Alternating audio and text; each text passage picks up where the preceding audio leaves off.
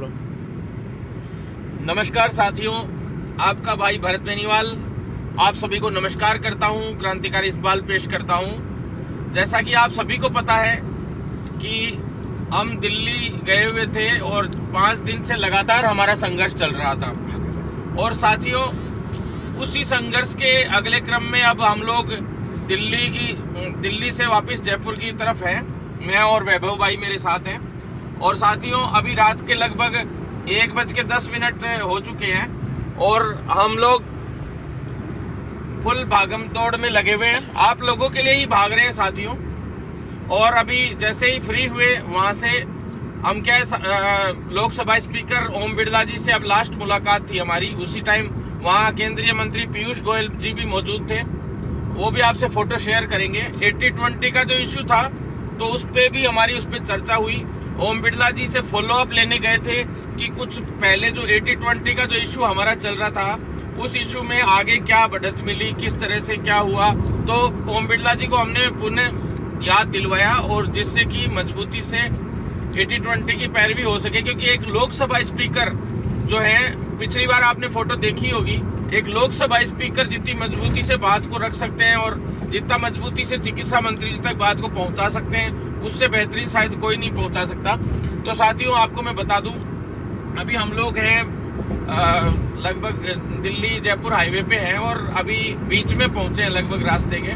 तो यह है कि काफी फोन और कॉल्स और मैसेजेस अभी तक भी आ रहे थे, तो मैंने सोचा वीडियो लाइव ही कर देते हैं। क्योंकि मैं आपको इन्फॉर्मेशन नहीं दे पाया था, इसलिए मैंने ये वीडियो लाइव किया। गाड़ी में ऐसे कभी चलते हुए करते नहीं है, और इसलिए किया कि बहुत ज्यादा फोन कॉल्स आ रहे थे। तो साथियों, एक तो 80-20 के लिए एक बड़े आंदोलन की रणनीति हमने दिल्ली में तैयार कर दी है, जगह जगह टीम तैयार कर दी है। बहुत बड़ा कुछ हम करने जा रहे हैं दिल्ली में भी। हम केंद्र सरकार से यानी कि केंद्रीय मंत्रालय मनसुख मांडविया जी से भी साफ और स्पष्ट शब्दों में कहना चाहते हैं कि आपका समय भी अब कम से कम 2 महीने होने जा रहे हैं और आपने हमें मेडिकल कॉलेजेस दी, हमारी हर बात मानी। तो आखिरी 80-20 की जो ये बात है, ये भी आपको तुरंत प्रभाव से माननी चाहिए और हमें जल्द से जल्द इसमें पॉजिटिव रवैया अपनाते हुए रियायत देनी चाहिए। जो बॉयज हैं उनको और गर्ल्स को दोनों का 50-50 हो जाए, बस हमें इससे ज्यादा नहीं चाहिए। दोनों को बराबर का हिस्सेदारी मिले, समानता का अधिकार मिले। बाकी साथियों, जो मुख्य रूप से अलग जो सांसद हैं 2-3 उनसे भी मिले और 2-3 केंद्रीय मंत्री हैं और उनसे भी हम लोग मिले। उसमें हमने 80-20 के इश्यू पे भी बात की और एक अनुराग ठाकुर जी से आज हमारी मुलाकात हुई। उसके लिए हम धन्यवाद देते हैं। अनुराग जी ने बोला है कि भी जितनी भी स्पोर्ट्स की हमारी मांग थी कि भी स्पोर्ट्स का जो कोटा होता है, जो खेल कोटा होता है किसी भी वैकेंसी के अंदर, उसके अंदर हमने मांग रखी है कि भाई बिल्कुल पारदर्शिता रहनी चाहिए और फेडरेशंस कौन कौन सी मान्य है, कौन सी वैलिड है, कौन कौन सी नहीं है, ये एक तो बिल्कुल क्लियर स्थिति होनी चाहिए। जैसे ही फॉर्म का ऑनलाइन ऑप्शन खुले तो उसमें कौन कौन सा खेल है उसको पूरी तरह से योग्य माना जाएगा, जो वैलिड माना जाएगा, एक तो उसका नाम होना चाहिए, ताकि कोई भी किसी भी तरह के सर्टिफिकेट्स लगा देते हैं और उनके चक्कर में जो फेयर अभ्यर्थी, जो सच में स्पोर्ट्स का खिलाड़ी है, वो वंचित रह जाता है और काफी समय तक परिणाम जारी नहीं होते, 2-2, 3-3 साल तक। तो ऐसे में भर्तियां अटकती हो जाती है पूरी, लेकिन स्पोर्ट्स की सूचियां 2-2, 3-3 साल तक भी जारी नहीं हो पाती। तो इसका एक परमानेंट समाधान होना चाहिए। इसके लिए हमारा निरंतर संघर्ष चल रहा था और उसके लिए हमें बड़ी सफलता आज मिली है। अनुराग ठाकुर जी ने हमें विश्वास दिलाया है कि 100% मैं ये आपका काम 10 से 15 दिन में करूंगा और उन्होंने वापस भी मुझे फॉलो अप के लिए बुलाया है। तो मुझे विश्वास है कि वो करेंगे ऐसा। इसके लिए धन्यवाद अनुराग जी ठाकुर को। अब आ जाते हैं मुख्य मुद्दे पर, जो CHO का मुद्दा हमारा चल रहा था, कम्युनिटी हेल्थ ऑफिसर का जो मुद्दा था, उस पे आ जाते हैं साथियों। 10,000 का एक इशू था, सभी को पता है। 10,000 का इशू चल रहा था प्रति माह, जो है वो हमारे चयनित CHO को मिलना चाहिए ब्रिज कोर्स के दौरान, क्योंकि 2 महीने से ऊपर उनको हो चुका था। साफ हमने शब्दों में समझा दिया है। अभी वंदना गुरनानी मैडम है, उनको लगभग 20-25 दिन हो गए, 15 से 20 दिन मान लीजिए आप, कि वो एक तरीके से रिलीव हुई है। परसों परले दिन वो बहुत कम काम कर रही थी और वो स्टडी लीव पे 1 साल के लिए अभी जा रही है। तो जा क्या रही है, वो चली गई है कल, यूं मान लो। परसों वो उनका एक तरीके से लास्ट डे था जब वो आई थी।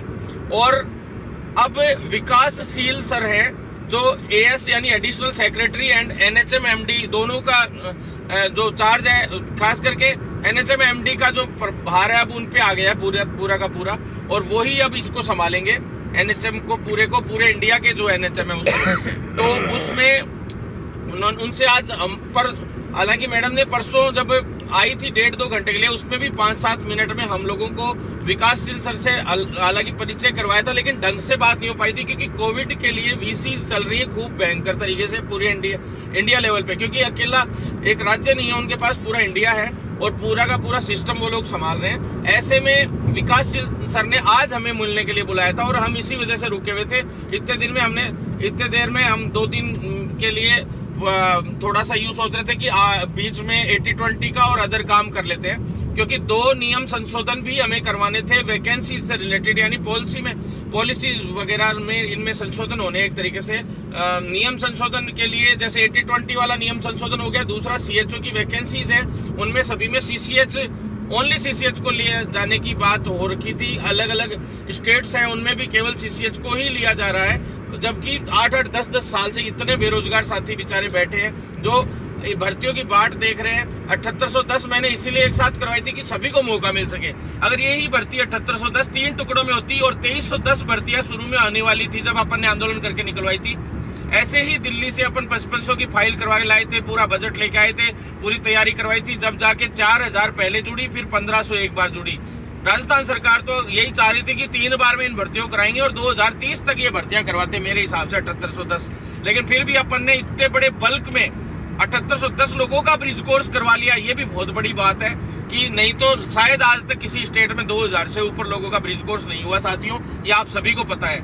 ये अपनी बहुत बड़ी जीत थी और बहुत बड़ी जीत थी यूं मान लो। और उसके बाद अगली जीत अब 10,000 रुपए प्रति माह वाली भी अपन बहुत जल्द पूरी करवाई लेंगे। लगभग 30,000 पे तो सहमति अपनी बनी चुकी थी, लेकिन उसी काम को और मजबूती देने के लिए हम दिल्ली गए थे और उसमें हमें मजबूती भी मिली है। विकासशील सर और दूसरा विशाल चौहान सर राजस्थान को स्पेशली देख रहे हैं अभी एनएचएम को, और वो रेगुलर मीटिंग्स भी ले रहे हैं। वो ज्वाइंट डायरेक्टर है साथियों हेल्थ के वहां पे, और मेनली एनएचएम का ये पूरा सिस्टम अभी वो देख रहे हैं राजस्थान का। और उन्होंने स्पेशल निर्देश दिए हैं कि 10,000 रुपए प्रति माह में, जब अपना आंदोलन चल रहा था तब भी उन तक ये बात, उस दिन जो दिल्ली से टीम आई हुई थी तब भी हमने बात पहुंचा दी थी और बहुत मजबूत अपना सिस्टम रहा था। और उन्होंने देख भी लिया, हमने सारे आंदोलन के वीडियोज और सारी चीजें बताई उनको कि इतना जबरदस्त हमारा आंदोलन चल रहा है। और ऐसे अगर चलता रहा तो राजस्थान में अगर भ्रष्टाचार की भेंट चढ़ा तो कुछ भी हम लोग कर सकते हैं, हम किसी भी हद तक जा सकते हैं। आपसे निवेदन है कि इसमें तुरंत प्रभाव से कोई अच्छे निर्देश दीजिए जिससे हमारे जो चयनित सीएचओ हैं उनको लाभ मिल सके। और उन्होंने हमें आश्वस्त करके भेजा है कि भाई हाँ, हम इसमें पॉजिटिव रवैया अपना रखा है हम लोगों ने और हम बहुत पॉजिटिव आप लोगों के प्रति है और बहुत जल्द आप लोगों के लिए इसमें कुछ ना कुछ अच्छा ही होगा। 30,000 के लिए तो इनको भी वहाँ हमारे जो राजस्थान के एनएचएम विभाग के जो एमडी सर हैं और बाकी सब लोग हैं उन्होंने कहा है। बाकी एमडी सर तो 28 को या 27 को रिलीव हो जाएंगे, शायद 1-2 दिन में भी हो सकते हैं। और मैडम आ रही हैं राजौरिया जी, तो राजौरिया मैम आ रही है, तो वो आज हमारी वहीं पे जब मुलाकात हुई ओम बिड़ला जी से, तो खुशी की बात ये थी कि सिद्धार्थ महाजन जी जो है वो ओम बिड़ला जी के सेक्रेटरी, वहाँ पार्लियामेंट सेक्रेटरी बन गए हैं वहाँ पे, और वो भी हमें मिले। तो खुशी हुई कि वापस मिलना हुआ हमारा। सिद्धार्थ महाजन सर पहले हेल्थ सेक्रेटरी थे और अब दिल्ली आ गए हैं, तो उनसे मुलाकात हुई। उन्होंने बोला कि कोई बात नहीं, आप टेंशन मत लो, अभी जो मैडम आ रही हैं उनसे, राजौरिया मैम से अच्छा संपर्क, और वो अच्छे से बोले हम अच्छे से बात करेंगे और आपकी मजबूत पैरवी मैं करूंगा। उन्होंने भी हमें आश्वस्त किया है कि भी बहुत अच्छे से आपका काम होगा। तो साथियों, आपको चिंता करने की बिल्कुल जरूरत नहीं है। अपन सभी साथी लोग आगे बढ़ रहे हैं, मजबूती से लड़ाई लड़ रहे हैं और 10,000 का केस भी जल्द सोल्व होगा। साथ में सीएचओ का जो एक नियम संशोधन है ये भी जल्दी होगा। मैंने वेटिंग का भी बताया कि भी इस भर्ती को अब तक बाइंड अप कर देना चाहिए था, जबकि अपन लोग 3538 भर्तियों का बजट कभी क्लियर करवा के ले आए थे। आप सभी को पता है, कब से मैं बता रहा हूँ, आज 6 महीने 7 महीने से बता रहा हूँ कि ये भर्ती मैंने क्लियर करवा ली है। साथियों, आप सभी को पता है कि भी बहुत जल्द विज्ञप्ति जारी करवाएंगे और इस विज्ञप्ति में भी जल्द से जल्द नियम, अपने पुराने नियमों से ये भर्ती हो, ये अपन चाहते हैं। दूसरा, जल्द से जल्द विज्ञप्ति जारी हो, इसका दबाव हमारा मजबूती से आगे बढ़ रहा है और उसी के कारण अब जल्द से जल्द वेटिंग जारी होगी। और वेटिंग जारी होने के लिए भी कल कुछ साथी लोग मिलने भी आ रहे हैं और हम लोग वेटिंग के लिए स्पेशली और मजबूती से आंदोलन करेंगे। अगर जरूरत पड़ी तो, वैसे कोई जरूरत पड़ेगी नहीं। लगभग 550 के करीब तो वेटिंग का अभी है ही फाइनली, तो जल्द से जल्द वेटिंग आप लोगों के लिए आएगी, ऐसा संभावनाएं हैं। और कल हम वापस, मैं आ ही रहा हूँ, एनएचएम एमडी साहब से भी मिलेंगे, पीडी साहब से भी मिलेंगे, और जो अन्य आला अधिकारी स्वास्थ्य विभाग के अदर भर्तियों के, उनसे भी मिलेंगे, क्योंकि कई ऐसे मुद्दे हैं जिन पे अभी काम होने हैं। आरटी की भी अब प्रोसेस, कल डेट, कल तो क्या अब आज हो गया, सारे ही आज ही है, यूं मान लो, कल का मैं बोल ही रहा हूँ, बाकी आज ही हो गया एक तरीके से, 1:20 हो गए अभी।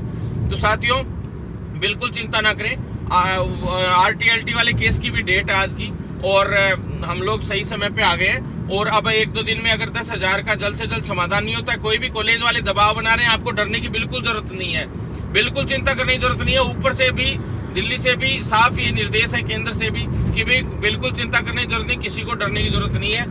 कार्रवाई की जाएगी और हम करवाएंगे, निर्देश देंगे कि कार्रवाई की जाए ऐसे कॉलेजों के खिलाफ। तो आप सभी कॉलेजेस के प्रिंसिपल हैं, आदरणीय हैं, हमारे ट्यूटर्स हैं हमारे आदरणीय, तो उनसे भी निवेदन है, और डायरेक्टर्स भी आदरणीय है। भैया आप लोगों से रिक्वेस्ट है कि आप लोग किसी बच्चे को, ये नौकरी का सवाल है, किसी की नौकरी के साथ ना खेलें, किसी को परेशान ना करें, क्योंकि किसी के इंसान की अगर नौकरी जाती तो उससे बड़ा उनके लिए कोई बड़ा नेगेटिव पॉइंट नहीं हो सकता, तो वो कभी आपको जीवन में माफ नहीं करेंगे। और ये है कि जिंदगी भर की दुश्मनी आप और हमारी सभी की बंध जाएगी, तो अच्छा नहीं लगता। तो मैं आला अधिकारियों से भी कल मिलूंगा, सभी से, आप लोगों को चिंता करने की जरूरत नहीं है। और हमारी दिल्ली की जो आज अभी जो 4-5 दिन का दौरा रहा, वो बहुत पॉजिटिव रहा साथियों। और जो भारती मैडम है वो अभी भी महाराष्ट्री हैं, तो 2-3 दिन में वो आ जाएंगी, तो वापस भी मिलने का प्रयास करेंगे। और आप सभी से इतना ही कहना चाहता हूँ कि साथ बनाए रखेंगे तो शायद हम लोग बड़ी लड़ाई में भी जीत हासिल करेंगे। और राजस्थान में जितना हमारे प्रोफेशन में कचरा हो रखा है, उस पूरे कचरे को साफ करने का हम काम करेंगे साथियों। अदर जो कई मंत्रियों से भी हम मिले हैं, वो भी आप तक फोटो पहुंचा देंगे। सभी से लेटर हमने लिखवाने का काम किया, 80-20 से संबंधित हो, चाहे अदर वैकेंसीज से रिलेटेड हो, काफी कुछ हम लोगों ने करना प्रारंभ कर रखा है। हमारे पास ऐसा नहीं है कि हम लोग धरने पे बैठ के लगातार बैठे, कुछ हो रहा ही नहीं है, क्या लेना देना, ऐसा सिस्टम अपना नहीं है। अपने तो काम होते हैं और स्पीडली होते हैं, और कोई भी फाइल चलने में, और उस फाइल चल जाती है तो ये मान लो काम हो ही गया, तो फाइल तो अपनी 10,000 वाले मैटर में भी चल गई है, सारे काम हो ही रहे हैं। और स्पोर्ट्स के लिए भी हमने तो आज अनुराग ठाकुर जी से बोल दिया कि जल्द से जल्द आप वेरिफिकेशन जो भी बच गए वो जल्द से जल्द भिजवाने का प्रयास करें, तो स्पोर्ट्स की सूची भी जल्द जारी होगी। जो बिल्कुल फेयर अभ्यर्थी, कम से कम उनकी तो पूरी तरह से जल्दी जारी हो ही, फर्जी बाहर होने ही चाहिए। हम तो ये चाहते हैं कि बिल्कुल फेयर अभ्यर्थी है उनका नंबर आए।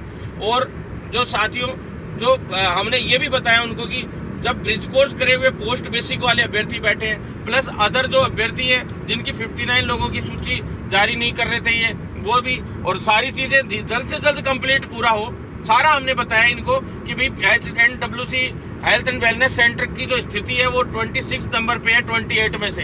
इतने बुरे हालात हैं राजस्थान के, तो इसको हालात को सुधारना बहुत आवश्यक है। और इसको सुधारने के लिए जब CCH कंप्लीट वाले चयनित CHO बैठे, उनको अब तक इन्होंने पूर्व को ज्वाइनिंग नहीं दी है, ये बहुत दुर्भाग्यपूर्ण है। तो इसलिए उन्होंने कहा है कि जल्द से जल्द इसको पूरा कराओ, ये साफ निर्देशित किया उनको। और 1-2 दिन में जल्द से जल्द इनका वो होगा, फायदा होगा इस चीज का, अपन को 2-3 दिन में फायदा देखने को मिल जाएगा हर मुद्दे के अंदर साथियों। और जो एब्सेंट शो कर दिए इतने दिन, 4 महीने तक गलत तरीके से इन्होंने ड्यूटी लगाई 7900 रुपए प्रति माह में, तो ये भी हमने उनको बताया कि इस तरह से ये बार बार बोले, ये तो आपको बताने की जरूरत नहीं है। और केंद्र के जो अधिकारी है, जो विशाल जी सर है और खास करके विकासशील जी सर है, दोनों ने ही इस बात को माना है कि रियल में मतलब राजस्थान में हर चीज संघर्ष से हो रही है। और राजस्थान वाले ही, वंदना गुरनानी मैडम तो ये भी कह दिया कि जो इससे पहले जो MD थे वो चौधरी सर थे, तो उन्होंने कहा कि भी वंदना गुरनानी मैडम ने कि इन लोगों ने तो, राजस्थान वालों ने तो इस CHO वर्ड को लेके आए पूरे इंडिया लेवल पे, और आज इन्हीं के राज्य में ये भर्ती बार बार अटक रही है और इतनी प्रॉब्लम्स आ रही है, तो ये बहुत दुर्भाग्यपूर्ण है। लेकिन कोई दिक्कत नहीं है, पूरा सोल्व हो रहा है, बिल्कुल चिंतित होने की जरूरत नहीं है। सारे मैटर्स पे बढ़िया से बढ़िया काम हो रहा है। अभी साथियों लाइव नहीं करता, लेकिन बहुत ज्यादा फोन कॉल्स आ रहे थे, इसलिए मैंने लाइव करके आप लोगों को वीडियो के माध्यम से बताया। और साथियों आपसे इतना ही कहना चाहूंगा कि भी बस साथ देते रहो, हम पूरा सिस्टम को बदलेंगे। और यहाँ तक कि जो परमानेंट वाली मांग है CHO की, वो भी मैंने रखी है। अब आ जाते हैं एक मेन मुद्दे पे। जो सारे कैडर्स थे, उन सभी कैडर्स की जो सैलरी है राजस्थान में वो बहुत ही कमजोर थी। तो उसकी जो पीआईपी जो बनाई गई थी, जो केंद्र सरकार ने इतने दिन क्या राज्यों से बन के आती थी, तो उसको अप्रूवल देते थे और ये लोग आपस में बैठ के पूरा कंसल्ट होता था, क्योंकि बजट का मामला रहता है पूरा और फाइनेंस के हिसाब से पूरा सिस्टम चलता है। तो आप लोग ये मान लो कि भी जॉइंट सेक्रेटरी जो फाइनेंस के वहाँ पे जो दिल्ली, उनसे भी हमारी इस विषय पे मुलाकात हुई है और वो अच्छे से एनएचएम का मुख्य रूप से फाइनेंस का जो देख रहे हैं। तो उसमें एक मैडम भी थी और एक सर भी थे, उनको भी उन्होंने वहीं बुला लिया था, विकासशील सर ने। और हमने पूरे जो परसों जो उनको डॉक्यूमेंट्स जमा कराए थे, 4-5 दिन से रात को हम पूरे डॉक्यूमेंट्स बनाते थे, 3-3, 4-4 घंटे सोए होंगे शायद। तो साथियों, इसमें पूरी जो हमने तैयारी करके दी थी जो फाइल की, वास्तव में अपनी फाइल इतनी मजबूत निकली है। उन्होंने 2 दिन में देखा है पूरी फाइल को और अभी और उसका अध्ययन करेंगे। 4 से 5 दिन बाद वापिस उन्होंने बुलाया हमें और हम जाएंगे और मजबूत, हमारे विभाग ने तो हमारी मजबूत पैरवी नहीं की होगी, लेकिन अपन लोगों ने इतनी मजबूती से उस चीज को रखा है कि वो फाइल यूं मान लो कि पॉजिटिव होके ही आएगी और पूरी लगभग सैलरी की पीआईपी मजबूत पैरवी होने की वजह से मजबूत सैलरी हम लोगों की बन के आएगी और इसका लाभ हमें बहुत जल्द देखने को मिलेगा। इतना है कि हमने साफ बताया कि 5% का जो एक साल के हिसाब से 3 बार का 15% भी अभी तक रीजनलाइजेशन नहीं हुआ है। रीजनलाइजेशन नहीं होने की वजह से 15% बढ़ना था, वो भी अटका पड़ा है। बार बार फाइनेंस में फाइल भेज दी जाती है, कभी कोई ऑब्जेक्शन लगा दिया जाता है, कभी किसी प्रकार का ऑब्जेक्शन लगा जाता है। तो जीएनएम हो, चाहे एएनएम हो, चाहे कंप्यूटर ऑपरेटर हो, चाहे क्लर्क हो, चाहे अदर कैडर हो, कोई भी कैडर क्यों ना हो, पूरे एनएचएम में हर एक कैडर बहुत परेशान है। किसी की 5600 सैलरी, किसी की 7000 सैलरी, किसी की 8000 सैलरी। चाहे वो अब डॉक्टर्स है, उनकी भी हाईएस्ट है, तो आयुर्वेद डॉक्टर्स है, तो नर्सिंग ट्यूटर्स की सैलरी देख लो आप, 14000 में उन लोगों ने 14000 में बहुत कम सैलरी देते हैं और इतना हाई लेवल का उनका डिग्री और सारा कुछ है, उसके बावजूद उनके साथ इतना बड़ा अन्याय हो रहा था। सारा हमने दिया है और दूसरे राज्यों के, पंजाब का, यूपी का, हरियाणा का खास करके, तो सबसे मेन तो हरियाणा का इतना मजबूत है उसमें सैलरी का सिस्टम, तो उसको पूरे को हमने इनको दिया और पूरे तरीके से इन्होंने उस पर आश्वस्त भी हुए कि हाँ यार बहुत ज्यादा शोषण हो रहा है और रियल में शोषण हो रहा है राजस्थान में। और उसका शोषण होने का रीजन है कि भाई पार्टियों की आपसी राजनीति, कांग्रेस बीजेपी का सिस्टम रह जाता है। यहाँ कांग्रेस की सरकार है केंद्र में, बीजेपी का, जबकि वहां से 60% पूरा भेजा जा रहा है पैसा, लेकिन 40% राज्य सरकार 1 रुपया नहीं देना चाहती, उल्टा 60% में से भी काफी पैसा ये लोग उड़ा देते हैं एक तरीके से, वो भी उन कर्मचारियों को नहीं देते हैं और एक की जगह 2 कर्मचारी रखने के प्रयास होते हैं। तो ये बहुत दुर्भाग्यपूर्ण है। इसलिए साथियों, आप सभी को साथ बनाए रखना है और हमारे कई भाई जो संघर्ष कर रहे हैं सैलरी के इशू पे, तो उनका भी आप लोगों को साथ देना चाहिए। मैं इतना ही कह रहा हूँ साथियों, निवेदन करना चाहता हूँ कि आप सभी एकजुट हो जाइए, क्योंकि कर्मचारी संघों की और इनकी राजनीति में फंस के रह जाओगे तो जीवन भर शायद आप लोगों का कोई काम नहीं हो पाएगा। आपसे निवेदन करना चाहता हूं, जब हम आपके लिए इतना भाग रहे हैं जिसमें हमारा कोई लाभ नहीं है, 1 रुपया चंदा किसी से कभी लिया नहीं, किसी कोई सैलरी हमें देता नहीं, तो साथियों किसी को बोलने का भी हक नहीं है, तो दूसरा साथ भी देना बनता है। आप सभी को साथ देना चाहिए। और साथियों, जो एमपी हो, चाहे यूपी हो, चाहे अदर स्टेट्स हो, सभी स्टेट्स के अंदर जो ये वैकेंसी हो रही है सीएचओ की, उनमें सीसीएच को अभी किया जा रहा है कि सीसीएच ओनली को लिया जा रहा है। तो सभी स्टेट्स से आप लोग 80-20 का इशू सभी स्टेट्स में है, तो कई स्टेट्स के बंदे मुझे देख रहे होंगे, वीडियो में मेरे से जुड़े भी हुए हैं सारे, और फोन कॉल्स भी आते रहते हैं हर एक स्टेट से। तो उन सभी साथियों से भी कहना चाहता हूं कि एक बार आप व्हाट्सएप नंबर है मेरा 930993 और 93793, इस नंबर पे आप लोग बार बार कॉल करके और मुझे सारी चीजें बताते रहा कीजिए। और अपन लोग एक बड़े स्तर पे आंदोलन करने जा रहे हैं, दिल्ली भी आंदोलन होगा और हम लोग तो यूपी का कुछ तो करें ही करें मान लो, लेकिन गुजरात और उत्तराखंड सभी जगह पे, चाहे कांग्रेस हो चाहे बीजेपी, कोई भी जो अपने को सपोर्ट नहीं करेगा, जो अपने साथ शोषण करेगा, उसके खिलाफ हम बड़े स्तर पे आंदोलन भी करेंगे और उसके खिलाफ वोट भी मांगे, सब कुछ करेंगे। हमारे प्रोफेशन को मजबूत बनाना है तो हमें सब कुछ बदलना है, तो हमें एकजुट होना होगा और सभी को एकजुट होकर इस लड़ाई को लड़ना पड़ेगा। अन्यथा इसी तरह से ये लड़ाई छोटे छोटे टुकड़ों में कोई लड़ते रहेंगे। हमारे तो स्टाइल आपको पता है, छापामार तरीके से हम आंदोलन करते हैं और सरकार को खुद को नहीं पता रहता कि किस रात को, एक रात पहले वीडियो जाता है या ऑडियो जाता है और अगले सुबह तो आंदोलन हो जाते हैं। खुद विभाग को पता नहीं रहता कि भाई ये कहां से आ गए, कितने लोग कहां से आ गए, ये हालत रहती है हमेशा। और इसी बलबूते पे हमारे सारे काम भी होते हैं और उसकी मजबूत पैरवी भी होती है। तो साथियों, अब राजस्थान में भी मंत्री जी चेंज हो गए हैं, प्रसादी लाल मीणा जी आ गए हैं, तो चिकित्सा मंत्री, तो उनको मैंने बताया था आपको, उनके लिए हार्दिक शुभकामनाएं। अच्छा रहेगा कि आप अच्छे से काम करेंगे, नहीं तो हम लोग जब किसी के खिलाफ होते हैं तो उनके इस्तीफे ही होते हैं सीधे। तो चिकित्सा मंत्री जी रघुने पड़े और आटना पड़ा। ऐसे ही हालात हम निवेदन करना चाहते हैं कि प्रसादी जी, आपसे निवेदन है कि आप अच्छे से इन सभी का बच्चों का ध्यान, हमने गोद ले रखा है, उसी प्रकार से पूरी मेडिकल फील्ड को गोद लेके और सभी कर्मचारियों के हित में काम करेंगे, सभी छात्रों के हित में काम करेंगे और आम जनता के स्वास्थ्य के लिए अच्छा काम करेंगे तो फायदा रहेगा। अन्यथा सभी को भारी पड़ने वाला है। और चुनाव भी नजदीक है, 2 साल बाद चुनाव है। राजस्थान में कांग्रेस सरकार चाहती है कि भी हम वापस से आए, गहलोत साहब बार बार कह रहे हैं, लेकिन गहलोत साहब तभी आ पाएंगे जब अच्छा काम करेंगे आप लोग। अभी तक तो कुछ देखने को मिला नहीं है आप लोगों का। जितने काम करवाए हैं, हमारी ही भर्तियां हुई है, सिर्फ मेडिकल की 5-6 जो पूरी हुई है अब तक, वो भी हमने कैसे करवाए हमारा दिल जानता है। और सारे साथी लोग जो प्रयोगशाला सहायक वाले हैं वो भी चिंता ना करें, हम उनका भी कल बात करते हैं, ढंग से आगे की काम करेंगे। राज्यपाल से अभी फाइल का काम करवा के लाएंगे और जल्द से जल्द आप लोगों के अनुमोदन करवा के जल्द से जल्द अधिसूचना जारी करवाएंगे। आप लोग बिल्कुल चिंता ना करें, नई भर्ती LTRT की भी लेके आ रहे हैं, सारे काम करवा रहे हैं। बस इतना सा है कि साथ बनाए रखे साथियों, ईमानदारी से साथ बनाए रखेंगे तो अपन बहुत मजबूत रहेंगे। इसी तरह से सरकारों के सिर पे तांडव करते रहेंगे और जीत हासिल करते रहेंगे। हर मुद्दा हमारा सोल्व होगा, हर मुद्दे में हमें जीत मिलेगी। इनकलाब जिंदाबाद। धन्यवाद साथियों।